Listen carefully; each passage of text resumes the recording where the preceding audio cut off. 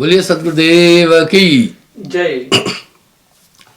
कहता हूं हेला, हेला फरमान को कहते हैं। गुरु का गुरु, चेले का चेला। साहब ने दोनों पक्षों को साफ साफ कहा है।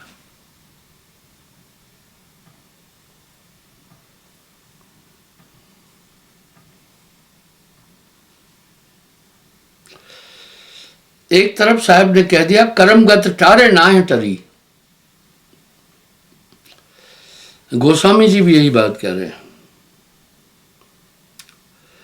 कर्म प्रधान विश्व रच राखा, जो जस करे तास फल चाखा, तस फल चाखा। ये कर्म भूमि है। कर्म का फल तो भोगना पड़ेगा, पर आगे साहब कुछ कह रहे हैं।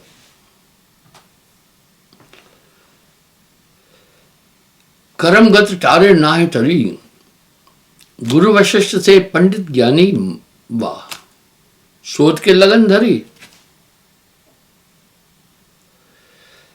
सीता हरण मरण दशरथ को वन में विपत पड़ी। मंगल के लिए आदमी सोचता है मंगल में हो सब कुछ, लगन मुहूर्त निकालता है। वशिष्ठ जी ब्रह्मा के पुत्र और ब्रह्मा के रूप माने जाते हैं। वशिष्ठ जी वेशा के पुत्र थे। वेशा ने घोर तपस्या करके ब्रह्मा जी से वरदान मांगा, मेरा पुत्र ठीक तुम्हारे जैसा हो। तो वशिष्ठ ज्योतिष का पर्याय है वशिष्ठ मुनि। धर्मराय की दरबार में जब संसार में नए नए अपराध होते हैं, धर्मराय जब लेखा मांगे क्या मुख लेके जाएगा। आप देखते हैं नियम कानून हर जगह है। आप नौकरी कर रहे हैं तभी भी नियम कानून है। आप सड़क पर चल रहे हैं तभी भी नियम कानून है। भाई कीप लेफ्ट। आप कहीं बैठे हैं वहां भी नियम कानून है कि भाई आप सड़क पर नहीं बैठ सकते, कानून है। नियम कानून हर जगह है। आप घर में हैं वहां भी नियम कानून है। आप रेल के डब्बे में सफर कर रहे हैं वहां भी नियम कानून है कि अपनी सीट पर बैठिए। आप बातचीत कर रहे हैं वहां भी नियम कानून है कि आप किसी को अपशब्द नहीं बोले। तो हर चीज का लेखा होता है। धर्मराय जब लेखा मांगे क्या मुख लेके जाएगा। मुझे आज एक बात फिर दोहरानी पड़ेगी। प्रसंग ऐसा आया है, एक आदमी मुझे बोला ये कुछ बातें अटपटी लिखी हुई है कि मनुष्य जो जो कर रहा है वो सब लिखा जा रहा है। बोला ये बताओ पहले, इतने हर एक आदमी का कर्म लिखा जा रहा है, इतने एम्प्लॉय कहां से आया चित्रगुप्त के पास? कहां से कागज ले रहा है? कल में कहां से बनवा रहा है? पूरा पूरा जब हिसाब किताब हो रहा है तो एम्प्लॉय कितनी है? एक आदमी का कर्म लिखने के लिए 24 घंटे का, अगर 10 आदमी है वो भी थक जाएंगे। बुरा सोचना भी पाप है, बुरा देखना भी पाप है, बुरा बोलना भी पाप है। तो इंसान कई गलतियां करता है दिन भर। अगर लिखने के लिए आदमी 4 लग जाए उनकी भी तौबा हो जाएगी। बोला किस फैक्ट्री से कलम लेते हैं, कहाँ से कागज लेते हैं, शाही कहाँ से लेते हैं, तमाम सवाल किए। मैंने कहा सुनो, आज तुम्हें वो फैक्ट्री भी दिखा दूंगा, वो कागज भी दिखा दूंगा, आपको सब चीज दिखा दूंगा। अक्सर मैं एक बात कहता हूं, स्मार्टफोन ने लघु उद्योग को बहुत बड़ा नुकसान पहुंचाया। मैं आपको अतीत में नहीं घसीट रहा हूं, इससे फायदे भी काफी है, नुकसान बहुत है।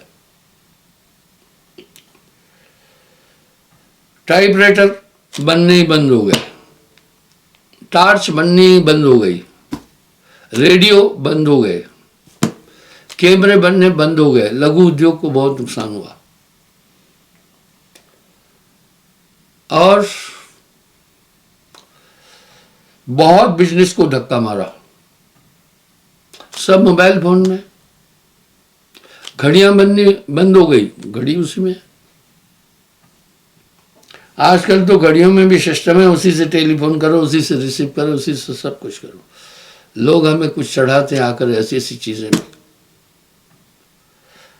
इस तरह लघु उद्योग को स्मार्टफोन ने नुकसान दिया।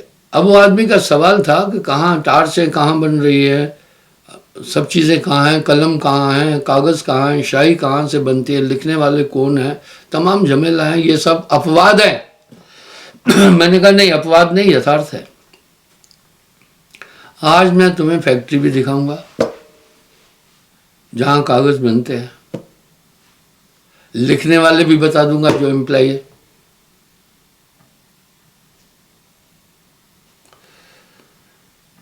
कुछ लोग अपने घरों में एलेक्सा लगाते हैं, ऐप एलेक्सा लगाते हैं।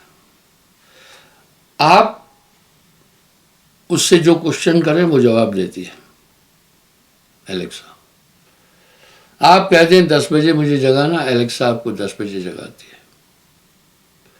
ये एलेक्साएं पता नहीं कितने लोगों के घरों में होगी काम पर, लेकिन एक ही केंद्र से ये सब चलती है। आपके पास, तमाम के पास स्मार्टफोन है। सबके स्मार्टफोन में न्यूज चैनल का भी पूरी डिटेल्स है, रेलगाड़ियों की पूरी डिटेल है,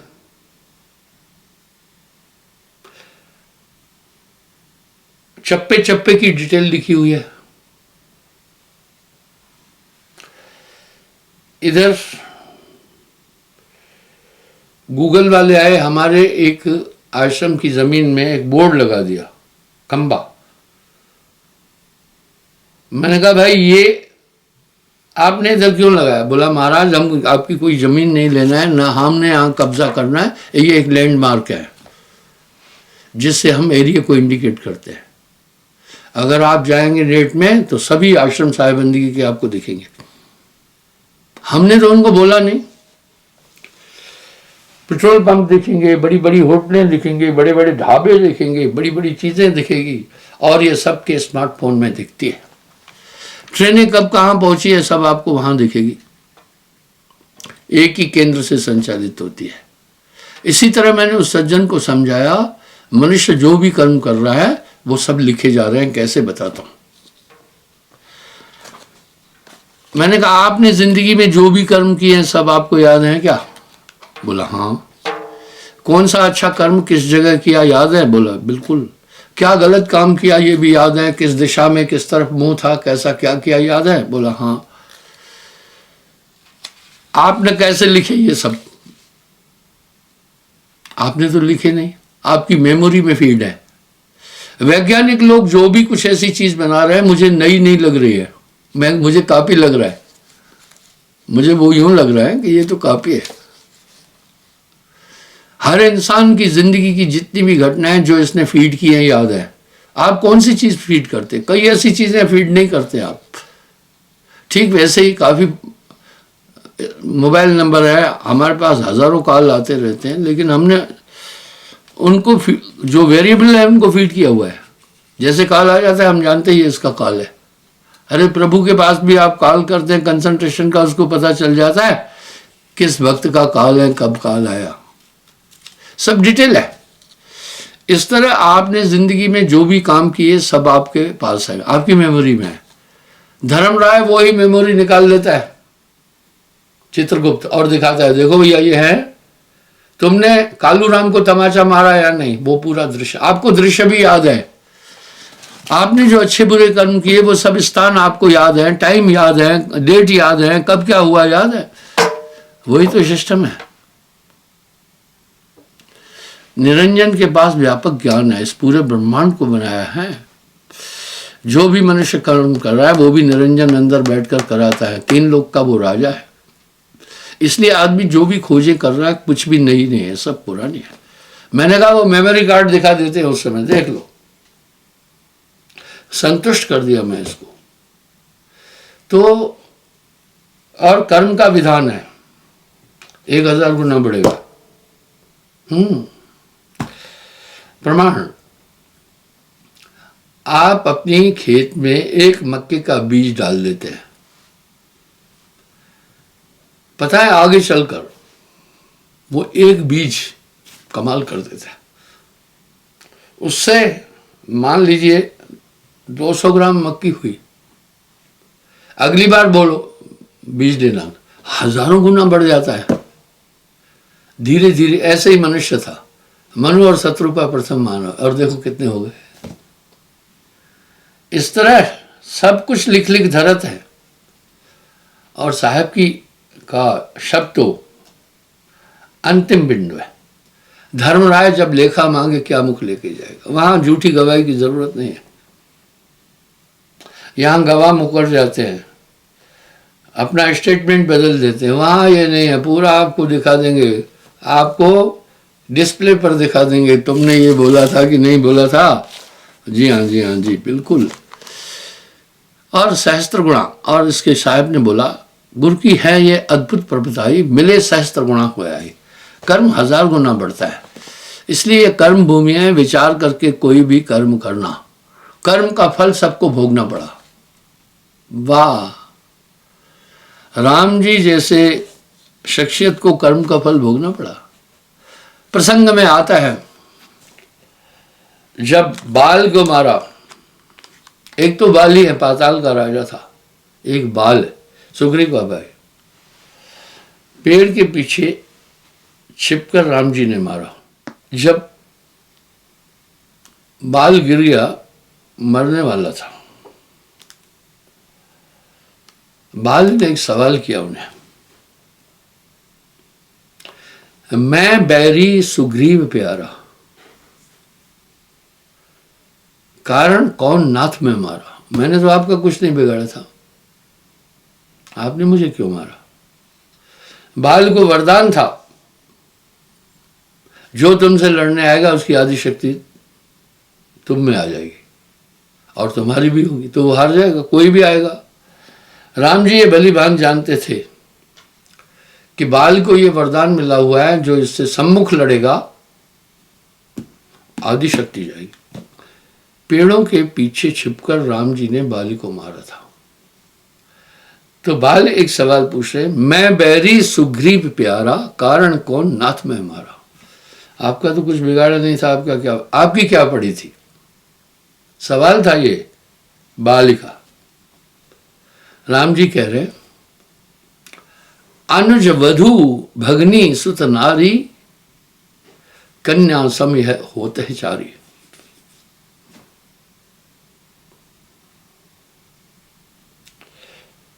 पुत्री, छोटे भाई की बीवी, छोटी बहन, बहू, ये कन्या समान है। अनुज वधु भगनी सुतनारी, कन्या समय ये होते चारी। इन्हें विलोकत कुदृष्ट जोई, विलोकने का मतलब है देखना, तह वध की ये कुछ पाप नहीं। राम जी ने तर्क दिया कि भाई अनुज वधु भगनी सुतनारी, छोटी बहन, बहू और छोटे भाई की बीवी आदि ये कन्या के समान हैं। इन्हें कुदृष्टि से देखने वाले का भी वध कर दो, कोई पाप नहीं है, तह वध की ये कुछ पाप नहीं।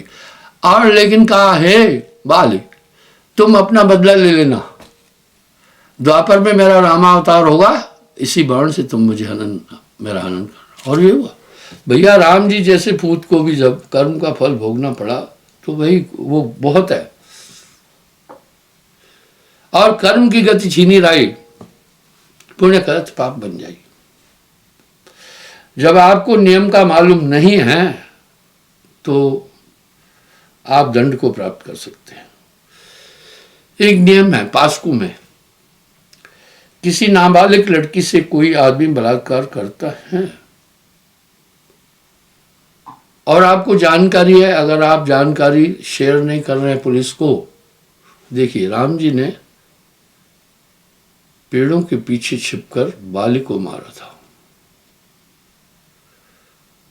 क्योंकि सुग्रीव नहीं तो उसके द्वारा मारा जाता था। संवाद है। आप में से काफी लोग सीरियल देखते, मैं नहीं देखता हूं, पर रामायण में तो लिखा है, महाभारत ग्रंथ भाग में लिखा है कुछ चीजें। तो इस तरह भैया कर्म का फल भोगना पड़ेगा, ये अकाट सिद्धांत है। लेकिन साहब क्या कह रहे हैं,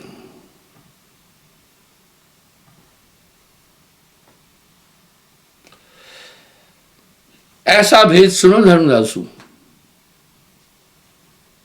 जन्म जन्म की मेट त्रासु, यानी एक भेद बताता हूं, जन्म जन्म की त्रास दुख को मिटा देता है। क्या?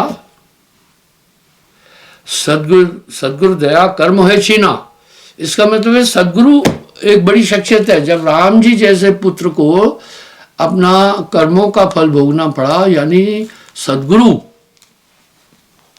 कर्म छीन कर देता है, और इसका प्रमाण कई जगह मिलता है। वाह! साहब ने इस शब्द में बोलकर आखिर में क्या बोला सुनना। गुरु वशिष्ठ से पंडित ज्ञानी सोच के लगन धरी, सीता हरण मरण दशरथ को वन में विपत पड़ी। कोट गऊ नृप दान करत नित, राजा मृग गिरकिट की होनी पड़ी। नीच हाथ हरिचंद बिकाने, बलि पाताल धरी। कहत कबीर सुनो भाई साधो, होनी हो के रही, कर्म गत्यारे नाय टरी। आगे क्या कह रहे हैं? वाह! कोटि कर्म पल में कटे, एक दो नहीं, कोटि कर्म पल में कटे, जब आवे सदगुरु ओठ। यहां सदगुरु ओठ बोल रहे हैं। नाम जो रत्ती एक हो, पाप जो कोटि हजार।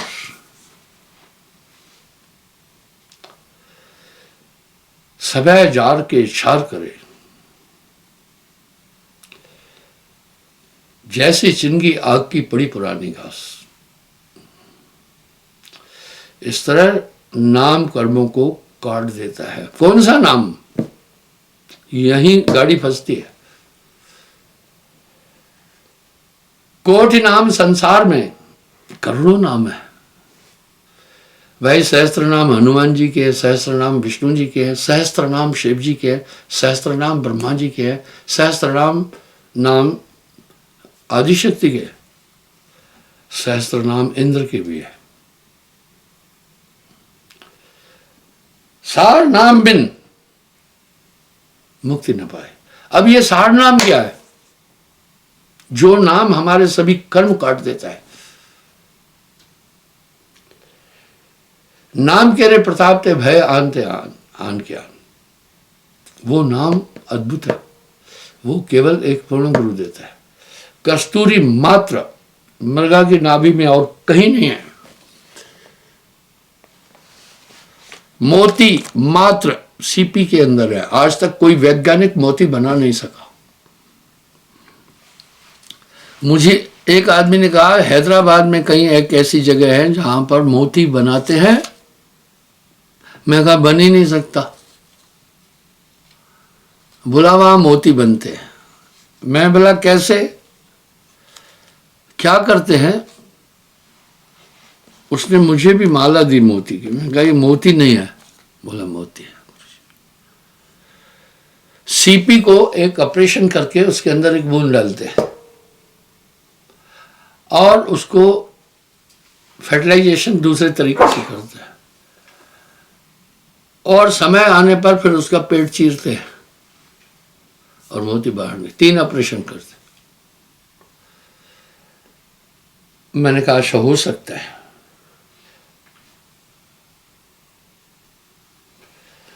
हो सकता है, पर मोती का तो सहारा लिया गया ना। आईवीएफ में भी ऐसे ही करते हैं। जब संतानोत्पत्ति नहीं है तो फर्टिलाइजेशन के लिए एक पहले उनको बाहर रज बीरज को मिला करके और उसको फर्टिलाइजेशन देते हैं, फिर गर्भ द्वार में उसको इंसेक्ट करते हैं तो बेबी हो जाते हैं आईवीएफ के द्वारा। मैं कहा ये तो वही फार्मूला है।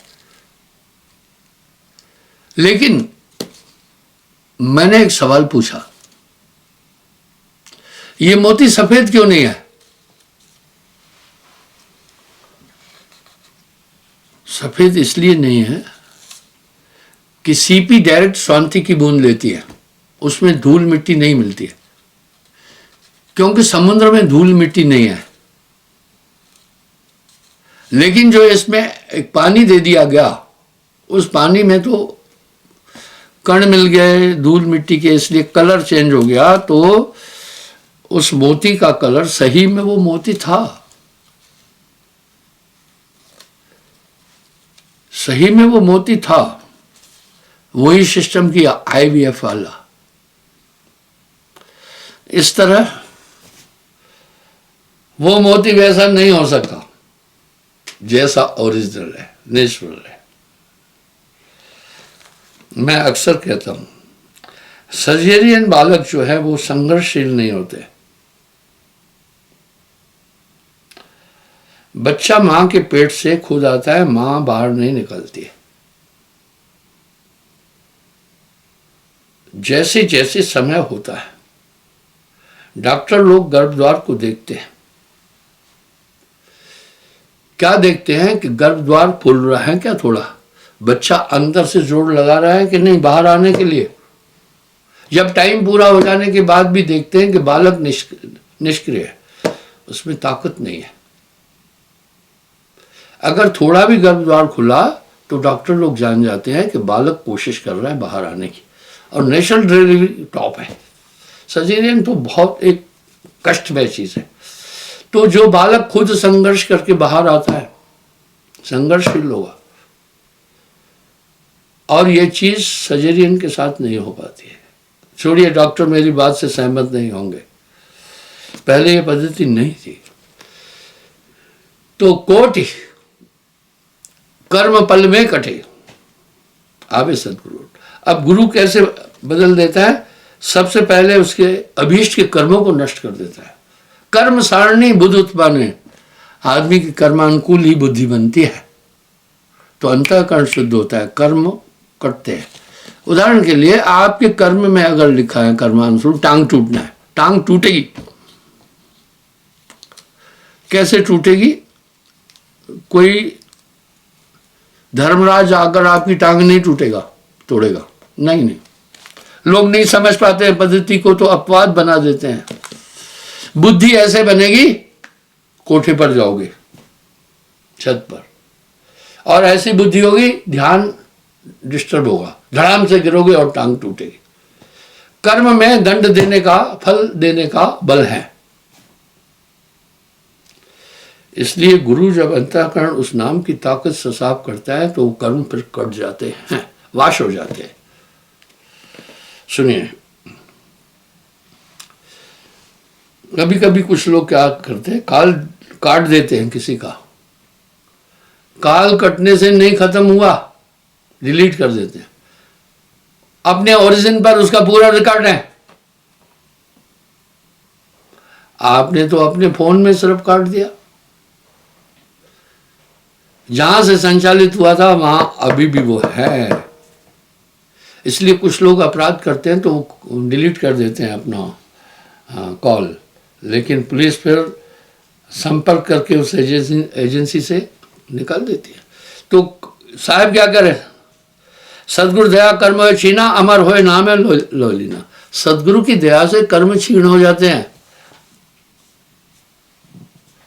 सदगुरु दया कर्म होए छीना, अमर होए नाम है लोलीना।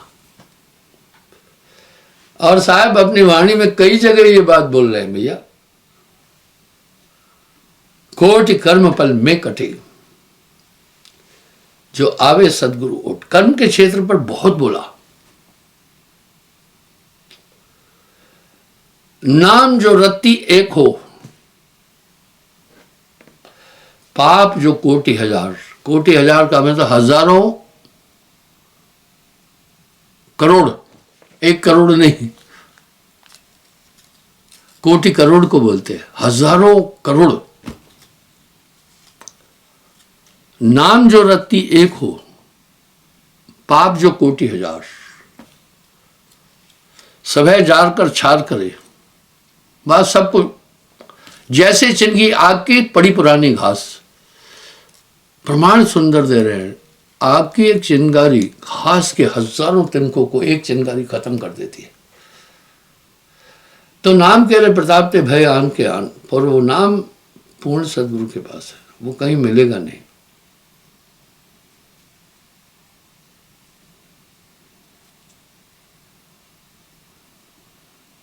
संशय का मैं कहूं ठिकाना, संशय काल घटमाए समाना। देखिए काल आपके अंदर है। जब ये पुरुष धर्म कर कीना तभी संशय उत्पन्न ना, ने अक्षर की परिचय पाए संशय मिटे अमर कर जाए। जब सार शब्द का परिचय मिल जाता है तो कर्म कट करके खत्म हो जाते हैं। मेरे पास लोग आते कई समस्याएं बोलते हैं, मैं किसी को नहीं बोला तेरा घर बना दूंगा, नहीं बोलता। मैंने किसी को नहीं बोला तुझे करोड़पति बना दूंगा, जैसे ढकोसले चल रहे हैं, मैं नहीं बोलता हूँ। मैं तो कहता हूँ मेरे पास नाम है प्रभु का, बस वो सकल रोग की औषध नाम। और नाम के लिए प्रताप ते भय आन के आन। मैं चैनल पर देखा 18 ऐसे बाबाओं का खेल दिखा रहे थे। अब मैं उनका नाम नहीं लेना चाहता हूँ, ठीक नहीं। ऐसे ढकोसले चल रहे हैं आज भक्ति के नाम पर वो कर्म कौन कटेगा? नाम के रे प्रताप ते भय आन के आन।